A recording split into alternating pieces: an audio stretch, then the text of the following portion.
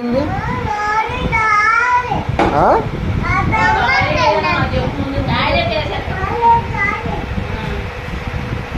ఏడు చెప్పిందమ్మా స్కూల్లో టీచరు?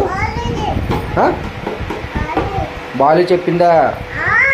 ఏమని చెప్పింది బాలి? నీకు చెప్పిందా? ఏమని చెప్పింది?